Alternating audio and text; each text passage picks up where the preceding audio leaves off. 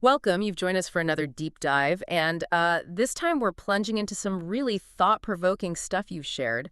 Excerpts from Napoleon Hill's Grow Rich with Peace of Mind. Ah, yes. A really interesting choice. A bit different from his really famous earlier work. Right. For you listening, maybe you know Napoleon Hill born into, well, pretty modest beginnings. Yeah, and ended up advising people like Carnegie, Roosevelt, Yeah. titans of industry. Carnegie actually famously gave him that huge task, didn't he? Interviewing successful people to find out, what made them tick. Exactly. And that led to Think and Grow Rich, a classic. Lots of people know that one. Definitely. But this book, the one you send us, Grow Rich with Peace of Mind, it's much later. Published in 67. Right, and you can feel that. He's got a more maybe mature perspective from Hill. Yeah, I think so. Well, Think and Grow Rich is heavy on mindset, which is great. This later book really digs into something else. Inner peace. It really emphasizes how crucial inner peace is. Not just as a nice to have, but like an essential part of real lasting success. It's almost like he studied wealth creation inside and out, and then realized, wait, there's something deeper. He even says he wants to help people avoid mistakes he made. Which is quite revealing, isn't it? It is. So our mission here for this deep dive is to pull out those key insights from his later thinking. The stuff that offers a path not just to, making money, but finding that real lasting sense of peace alongside it. Okay, let's get into it. One of the first big ideas Hill hits on is knowing your own mind, really knowing it, and crucially, living your life. Mm-hmm.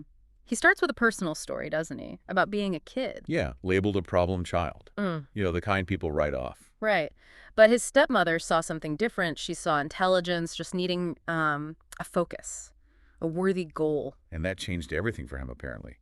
It really shows how labels can trap us and how important it is if someone truly sees your potential. Uh-huh. So the insight here is really about building that self-belief, that courage to follow your own path, even if people doubt you. And Hill takes that personal thing and makes it universal. Huh. He talks about this power we all have over our own minds. It's like our birthright.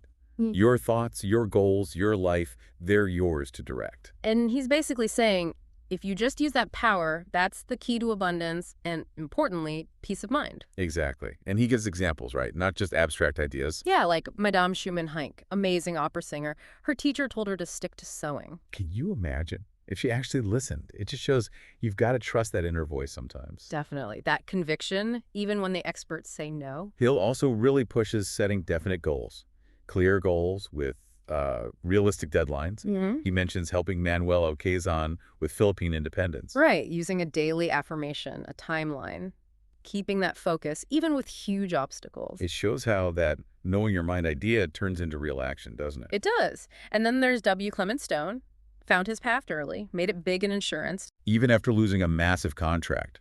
Hill says Stone just had this incredibly focused mind.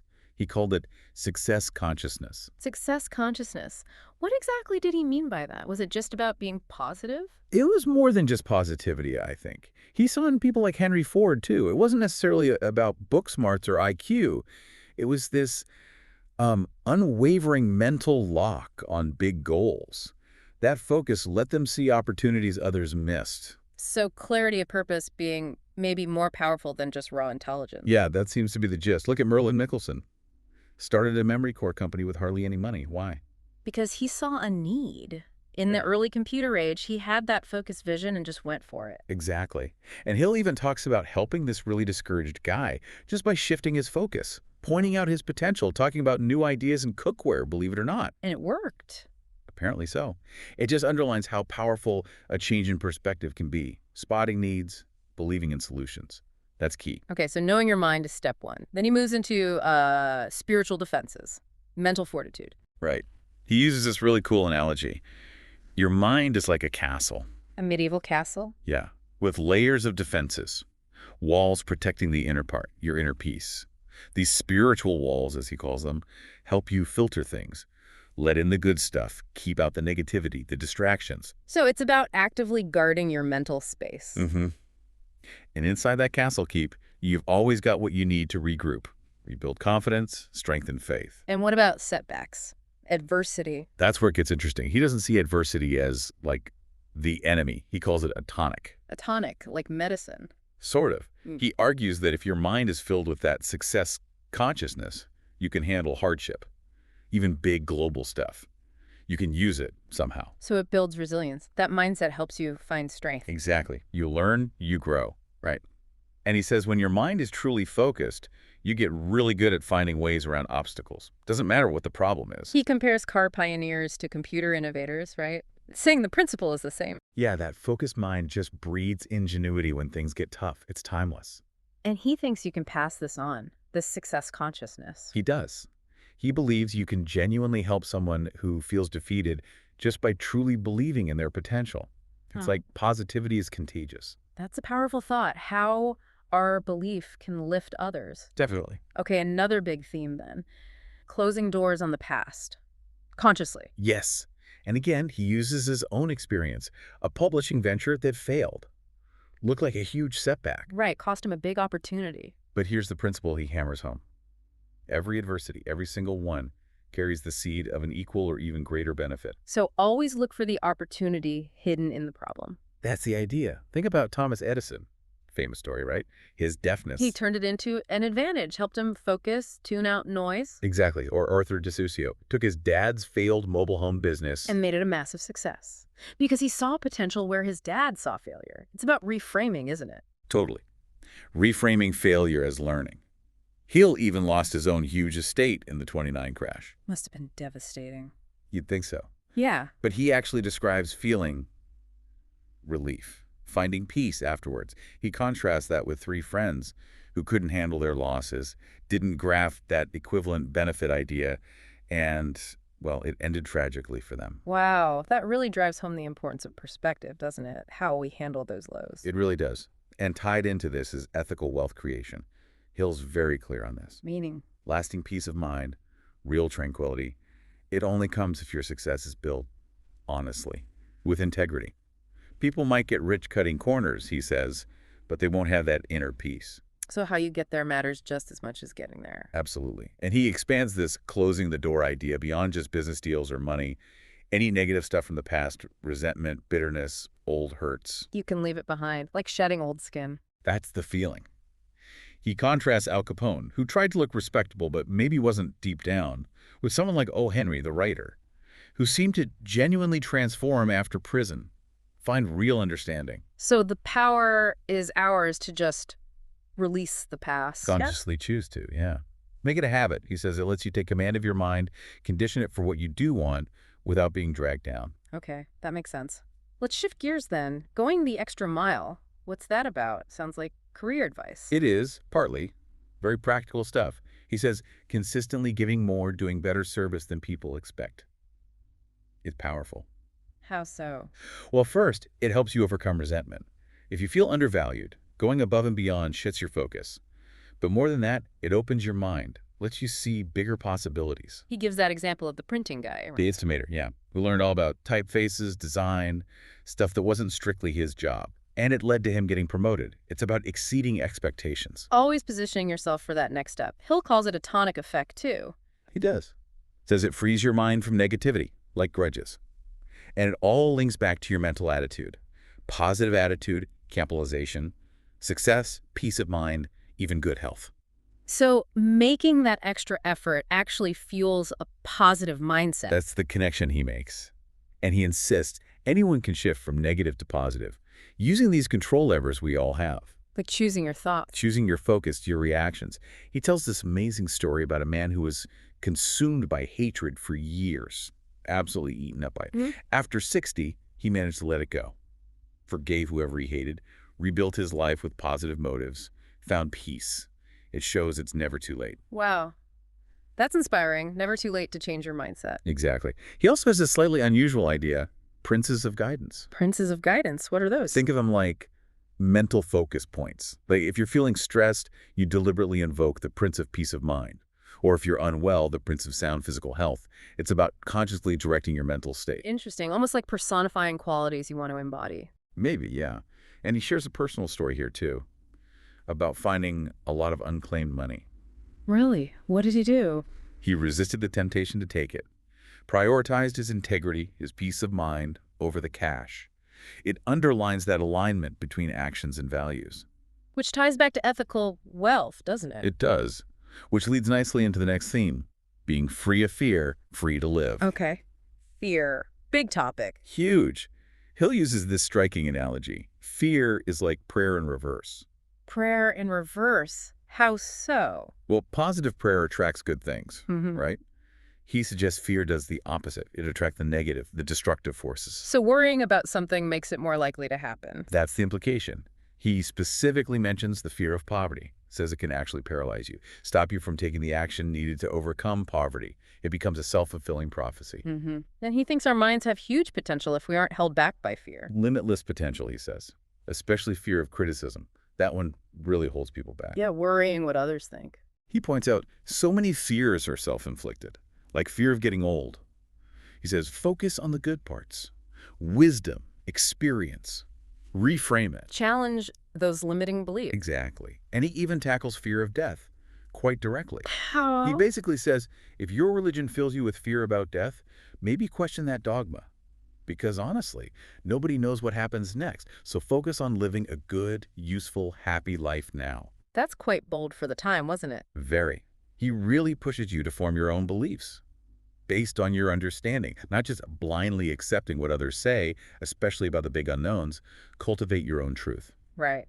Okay, moving on. He poses this really direct question. Will you master money or will it master you? Yeah, and his first answer is immediate. Peace of mind. That's the greatest wealth. Not dollars in the bank. Dollars matter, but peace of mind is paramount. And you can lose that peace easily by chasing money too anxiously or getting more than you can handle wisely. So it's about the relationship with money. Exactly. He values money earned through good work and thinks it's vital to teach kids the value of money through working for it, saving, building that healthy relationship early. Makes sense. He tells a story about a businessman, doesn't he? Yeah, this really tense guy, always trying to outdo everyone financially, but he was destroying his peace. And what happened? He realized it. He set a more reasonable goal, found contentment, and felt huge relief. It's about defining what's enough for you. Not just comparing yourself to others. Hill admits he did that when he was young, right? Envying richer kids. He did, but later realized what true wealth meant to him. It wasn't just about the money. So how do we master money then, according to Hill? It comes back to value, providing genuine service. He gives examples of the insurance guy, partnering with a restaurant owner, finding ways to add value. He also says most jobs can be done better. Yeah, that's where the opportunity lies. Always room for improvement, for adding more value, and connecting people, producers and consumers. That's a fundamental way to create wealth. Like brokers, agents, even old-time peddlers. Finding that connection. Exactly. And he tells that lovely Turkish bridge story. Ah, yes, about avoiding unnecessary debt. Right. Prioritizing relationships, not going into debt just to impress. It saves money and brings more happiness. Simple wisdom, but powerful. And he gives practical tips, too, on saving. Yeah. Identifying where money leaks away unnecessarily, cutting back, cultivating the saving habit. It's about taking control. Consciously managing your finances gives you power. So master money, riches plus peace. Be mastered by money, fear plus anxiety. That's the bottom line he presents. Okay, which leads us to the blessed art of sharing your riches. This sounds important. It really is. He introduces the law of compensation here. What's that? Exactly. It's this idea that the more you genuinely give your time, effort, knowledge, whatever you have, the more comes back to you, often multiplied and in unexpected ways. So it's not just about charity donations. Not at all. Hmm. He uses Edward Choate as an example, sold war bonds, tons of them, dedicating like 80% of his time with no direct pay. And what happened? Later on, massive amounts of business flowed his way because of the goodwill and connections he'd built. It illustrates that powerful return on genuine generosity. That's fascinating. Give first, and the return follows. That's the principle. He applies it to business too. Give customers more than just the product for the price. Build relationships.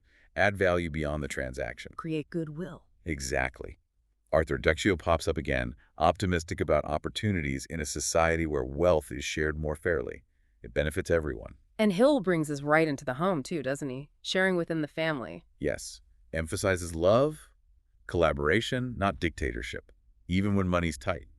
And he stresses being open about finances and relationships. Lack of frankness causes problems. Big problems. Transparency, shared understanding that builds strength, secrets, and avoidance weaken things. Makes sense. There's that story about the lawnmower blade, too. Mr. A and Mr. B. Oh yeah, great little anecdote. Shows how a simple act of generosity, making things right, can smooth over misunderstandings and build goodwill so easily. So the core idea is that giving of yourself makes you bigger. It aligns you with this law of compensation. Precisely. He encourages everyone listening to look for ways to share their wealth. And that doesn't just mean money. Share your skills, your time, your ideas, because generosity enriches everyone involved. Right. Okay, next up is a really interesting one. How to develop your own healthy ego. Ego gets a bad rap sometimes. It does, but Hill sees it differently. He defines it as that self-assertive tendency and calls it the mind spark plug. Essential. Spark plug. Okay, so how do you develop a healthy one? He starts with self-reflection, asks you to think back to childhood. Things like, did you have enough food? Decent clothes? Were you belittled? Yeah. Labeled? How was school? How did you feel about your looks, your home life? Why look back at all that? To identify things that might have chipped away at your self-worth, your ego, without you realizing it. Understanding the roots of how you see yourself now. Okay, that makes sense. Understand the past influences. Then he tells this sad story about a salesman. His ego got weakened because he was afraid of getting older. And what happened? He started expecting rejection. And guess what? He got it. It became a self-fulfilling prophecy. A weak ego undermined him. Yikes. But Edison, he contrasts with Edison again. Right. Edison controlled his ego, used his deafness. It shows the power of resilient self-belief. So can you fix a damaged ego? He'll think so. He talks about prescribing ego builders, tailored to the person. Self-awareness is key. Ego builders? Like what? He tells this wild story about Ray Cunliffe. The prescription was opulence, a new Cadillac, a mink coat for his wife. Seriously? And that worked? Apparently. It gave Cunliffe such a boost in confidence, he went out and secured a massive $150,000 business loan. Sometimes, Hill suggests, these external symbols can genuinely impact your internal state. Huh. Interesting. Like the insurance agents with fancy cars or golf clubs projecting success. Exactly. It bolsters their confidence, which helps them sell. Hill says a good salesman sells through a confident ego. If the ego falters, you start expecting no. So self-assurance is key to achieving goals. A healthy ego helps drive you. That's the idea. Which leads into another powerful, maybe controversial topic. Which is? How to transmute sex emotion into achievement power. Okay. That sounds intense. What's he getting at? He connects what he calls sex energy directly to personal magnetism. Says it's this incredibly powerful driving force within us. A driving force. Yeah. He observes that really successful people often seem to have a strong sex drive. But crucially, they know how to channel it, to transmute it. Transmute, meaning change it into something else. Exactly. Change that raw energy into creative output, business drive, leadership, whatever.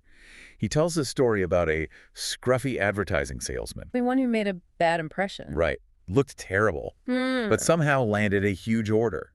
Hill wonders if maybe that guy had unconsciously transmuted his energy into persuasive power. So it's about redirecting that fundamental energy. Seems so. He gives examples. Billy Sunday's fiery sermons, Yeah. Arthur Rubinstein's passionate piano playing, even a super productive bricklayer. People channeling that core energy into their work. So it can manifest in many different ways. Absolutely. He even links it tentatively to intuition, that sitting for ideas thing. Maybe focusing that inner force, that life energy, helps unlock insights. So it's a fundamental creative force. Potentially, yeah. But he warns against only using it for physical expression. Says you might miss out on greater achievements if you don't learn to transmute some of it. Interesting balance. He talks about love life, too. Yeah, says a fulfilling love life is vital support for a career. Yeah. But also suggests, particularly for men aiming for wealth and self-mastery, the need to consciously reserve and redirect some of that basic energy. Food for thought, definitely. How you direct your energies. Which brings us back to the law of compensation, but from a slightly different angle. Win mighty aid from the eternal law of compensation.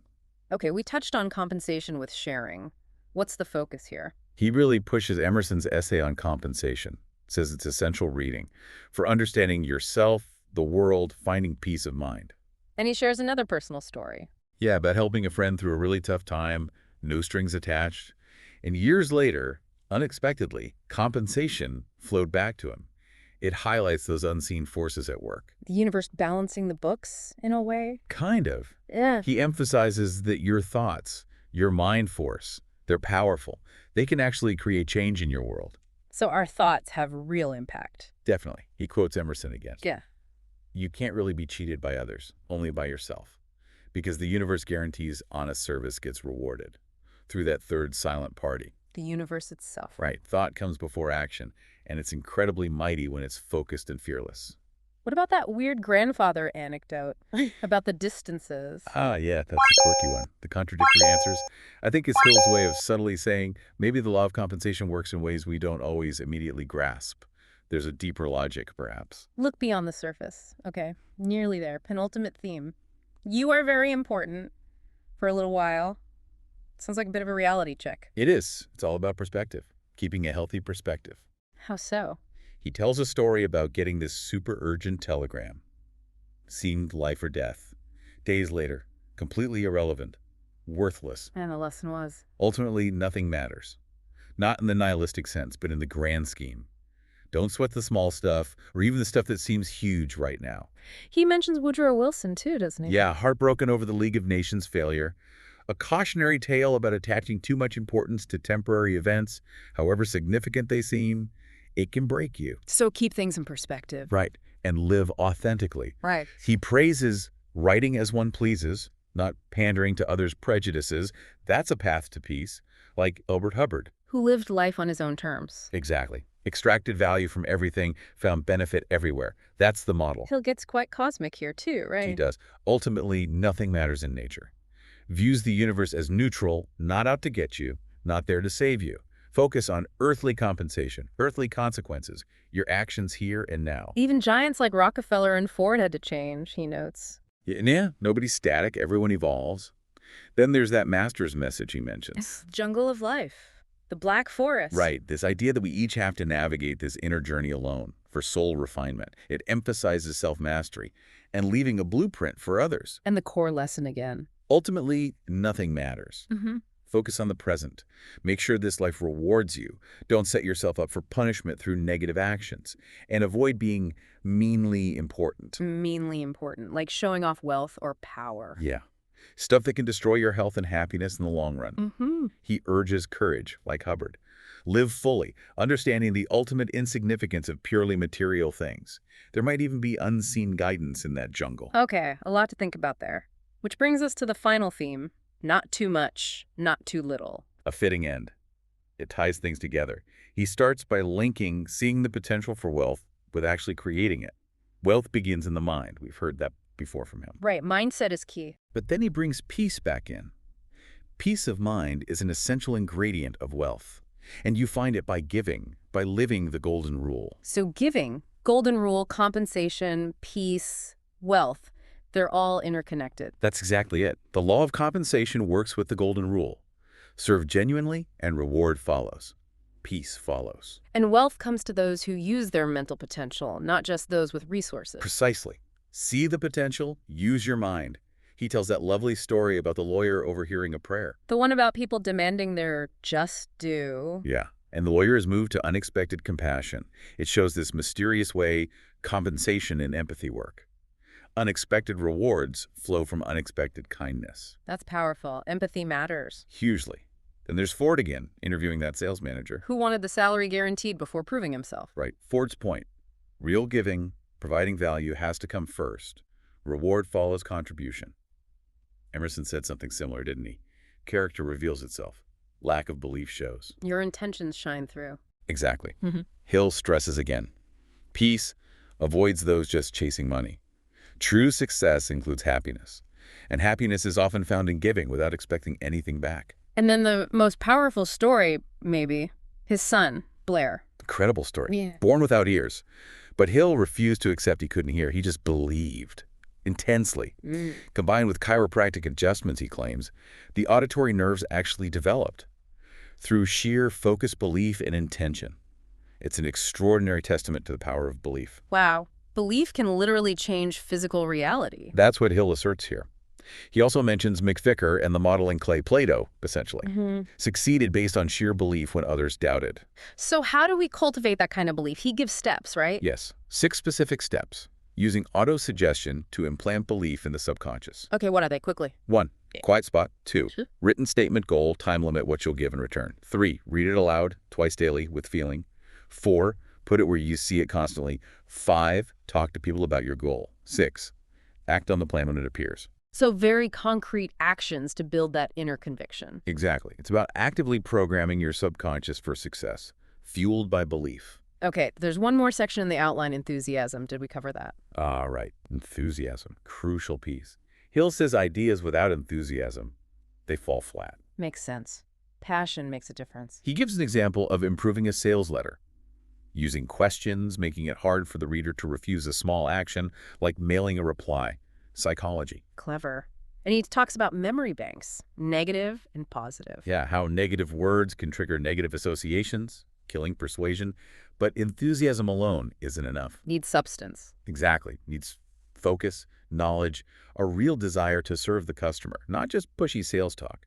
He mentioned salesmen with high cancellation rates, lots of enthusiasm, maybe not enough substance or genuine service. So authentic enthusiasm, backed by value. Right. He gives advice for job seekers, too. Know the business, offer probation, focus on serving their needs. It's about selling yourself effectively but honestly.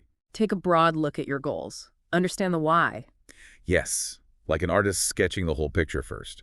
Ensure it aligns with your bigger life interests. Apply that same scrutiny to yourself as you would to an employer. What value do you bring? The golden rule again. Provide value to others. It keeps coming back, doesn't it? Enthusiasm amplifies all this, helps overcome hurdles, but good selling is honest selling.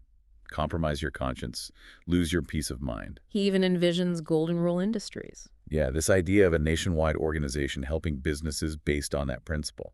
Addressing why businesses fail, lack of capital, poor management, but through an ethical lens. Fostering inner success, not just relying on handouts. A grand vision, which leads to the final wrap-up from Hill. Right. It's up to you to live the life the Creator gave you, bringing it all home. He talks about limitations, man-made ones. Yeah, fears, narrow thinking, like walking in an alley when a whole field is open to you. He says the Creator gave us one supreme gift, control over our own thoughts. Nobody can take that unless we let them. He mentions 30,000 man-made gods. Haha, yeah, his count throughout history. Contrasting it with his own simpler understanding, his stepmother's wisdom again. The only real devil is the one who makes devils. Powerful. And his father's faith during his illness. Showed him the power of faith, even if he questioned dogma later. He urges denying fear of the unknown. Nobody knows for sure about the universe's ruling spirit. So define the Creator for yourself. As this eternal intelligence, cosmic force, doesn't demand fear or specific rituals.